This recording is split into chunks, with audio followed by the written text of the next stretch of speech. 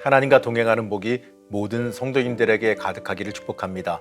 오늘 함께 보실 하나님의 말씀은 사도행전 23장 11절 말씀입니다. 그날 밤에 주께서 바울 곁에 서서 이르시되 담대하라. 내가 예루살렘에서 나의 일을 증언한 것 같이 로마에서도 증언하여야 하리라 하시니라. 오늘도 매일 말씀 묵상과 함께하는 우리 제천교회 성도님들을 축복합니다. 이 사도 바울이 이 예루살렘에서 로마에 이르르는 그 이야기는요, 하나님의 섭리 그 자체입니다. 하나님께서 바울을 통해 역사하시기 위한 계획이고 과정이기 때문에 그렇습니다. 물론 그 과정에서 바울이 고난도 당하고 어려움도 겪습니다. 하지만 이 성령님은요, 그 모든 과정을 들어서 그를 사용하십니다. 우리는 그 과정에서 담대히 모든 것을 감당하는 바울의 모습을 보게 됩니다. 그 모습을 통해서요, 이 참된 복음의 사역자가 어떠해야 되는지, 그리고 고난 중에 붙잡아주시는 하나님의 손길을 함께 보게 됩니다. 오늘 말씀을 통해 이 참된 신앙인으로 우리는 참된 신앙인의 삶을 배울 수 있게 됩니다. 오늘 말씀은요, 이 사내들인 공회 앞에서 바울이 증언하는 내용입니다. 이 바울은 이 대제사장 아나니아 앞에 섭니다. 이 바울은요, 이 자신이 양심을 따라 하나님을 온전히 섬겼다고 말합니다. 그러자 대제사장이 그를 정죄하려고 그래요. 하지만 바울은요, 당당히 그 앞에 맞섭니다. 그 앞에서 거기에 있는 그 구성원들을 살펴보고 또 공회원이 바리새인과 사두개인으로 나누어 있는 것을 살펴봤습니다. 그리고 자신을 바리새인으로 소개합니다. 그러면서 이렇게 말하는데요, 6절 말씀입니다. 여러분 형제들아, 나는 바리새인이요 또 바리새인의 아들이라. 죽은 자의 소망 곧 부활로 말미암아 내가 신문을 받노라. 바울이 이렇게 말하자 그 두 부류에서 서로 간에 크게 싸움이 일어났어요. 이 바리새인은 죽은 자의 부활을 믿고 또 천사의 역할도 믿는 사람들입니다. 이 반면에 사두개인들은요, 부활을 믿지 아니하고 천사도 영도 없다고 합니다. 이 바울이 이렇게 말하자 이 바리새인들이요, 바울의 편을 들게 됩니다. 그러자 이 둘 사이에 큰 싸움이 일어났고요. 천부장은 로마 시민권자인 바울이 위험에 처할까 걱정하여서 그 자리를 피하게 만들었습니다. 여기서 우리는요, 위기의 순간에 담대히 서서요, 상황을 분석하며 오히려 그 상황을 주도하는 바울의 모습을 함께 보게 됩니다. 우리는 바울이 지혜롭다는 것과 이 절대절명의 위기 속에서도 담대하다는 걸 알 수 있습니다. 이건요, 사실 바울의 능력이 아니에요. 아무리 뛰어난 사람도요, 자신의 생명의 위기 앞에서는 흔들리기 마련 아니겠습니까? 하지만 바울은 이러한 상황 속에서 상황을 통제하는 담대함을 보여줍니다. 이 담대함의 근원은 11절에서 아주 잘 드러납니다. 그날 밤에 주께서 바울 곁에 서서 이르시되 담대하라. 내가 예루살렘에서 나의 일을 증언한 것 같이 로마에서도 증언하여야 하리라 하시니라. 맞습니다.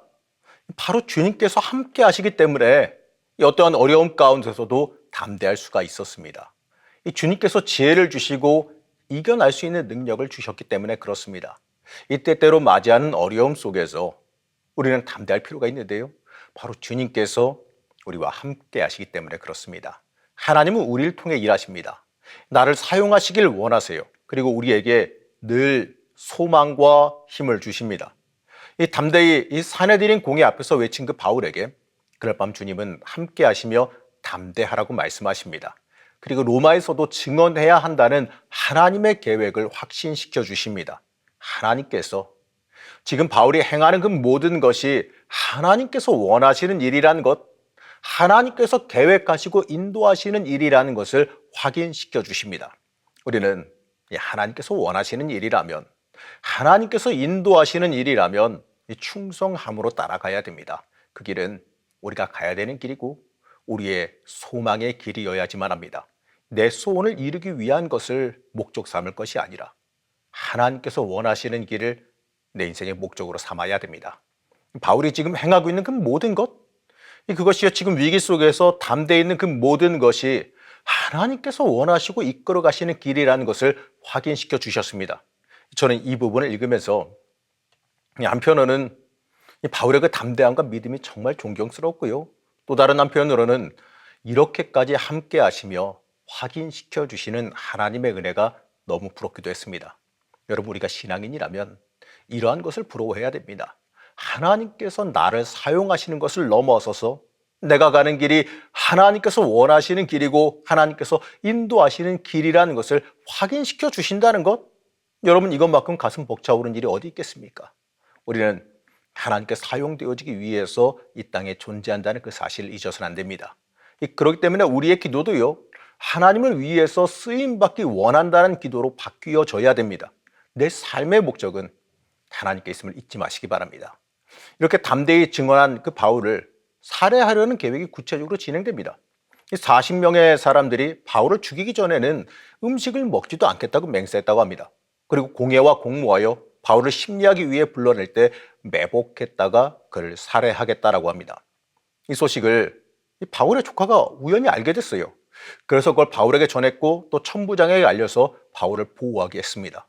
하나님께서는 이처럼 하나님의 일을 순종하는 사람을 보호하고 지키십니다.